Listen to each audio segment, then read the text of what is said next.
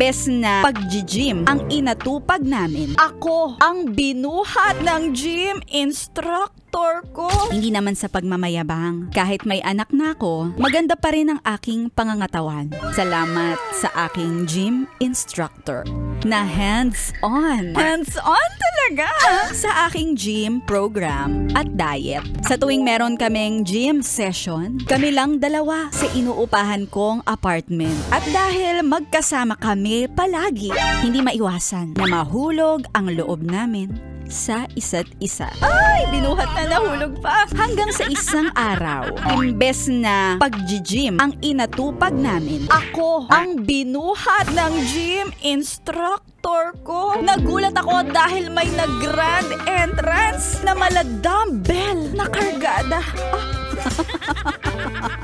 At doon nag-umpisa ang aming gym session with a little bit of churot session. Wala kaming commitment sa isa't isa.